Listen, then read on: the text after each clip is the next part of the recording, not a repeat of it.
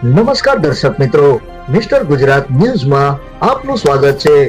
ધોરાજી શહેરના દેવપાટી પ્લોટ ખાતે પ્લાસ્ટિક એક્ઝિબિશનનો પ્રમોશનનો કાર્યક્રમ યોજાયો।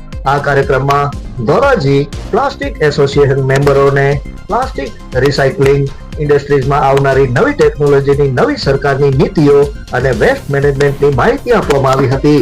આ કાર્યક્રમમાં ઓલ ઇન્ડિયા પ્લાસ્ટિક એસોસિએશનના હોદ્દેદારો તથા રાજકોટ પ્લાસ્ટિક એસોસિએશનના હોદ્દેદારો તેમજ વિવિધ વિસ્તારના ઉદ્યોગપતિઓ ભાઈઓ તથા બહેનો મોટી સંખ્યામાં ઉપસ્થિત રહ્યા હતા તેમજ પ્લાસ્ટિક એક્ઝિબિશન વિશે માહિતી મેળવી હતી।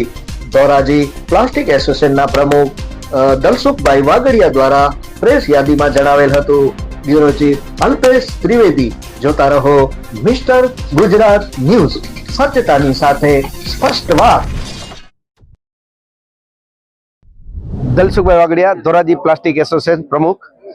આજ રોજ ધોરાજીની અંદર રાજકોટની રેસકોર્સ ગ્રાઉન્ડની અંદર યોજાયેલો પ્લાસ્ટ શો તેના પ્રમોશન માટે આ એક કાર્યક્રમનું આયોજન કરેલું હતું। સાથે સાથે દિલ્હી પ્રગતિ મેદાનની અંદર જૂન મહિનાની અંદર ઓલ ઇન્ડિયા પ્લાસ્ટિક આયોજિત એક એક્ઝિબિશન થવા જઈ રહ્યું છે, તેના પ્રમોશન માટેનો પણ આજે ધોરાજીમાં એક કાર્યક્રમનું આયોજન થયેલું હતું।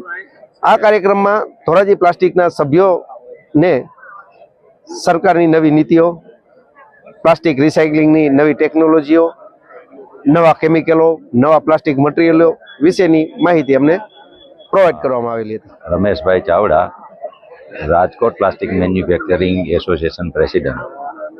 આજનો જે ધોરાજીની ઉપક્રમે જે કાર્યક્રમ રાખેલો છે એ અમારો રાજકોટ પ્લાસ્ટ શો, છઠ્ઠો પ્લાસ્ટ શોનો કાર્યક્રમ છે 2 એપ્રિલથી 5 એપ્રિલનો। એના માટે ધોરાજી પ્લાસ્ટિક એસોસિએશનના આમંત્રણને માન આપી અને અમે બધા અહીંયા આવ્યા છીએ અને નવી ટેકનોલોજીનું અપડેશન થાય એના માટે ત્યાં બધાને નવા જે કોઈ ટેકનોલોજી માટે નવી મશીનરી આવે, નવી ટેકનિક જે છે એના માટેનો અમે નવો એક ધંધાને વેગ મળે એના માટેનો જે કાર્યક્રમ કર્યો છે, એના માટે આ લોકોને અમે જાણ કરવા માટે ધોરાજી આવ્યા છીએ।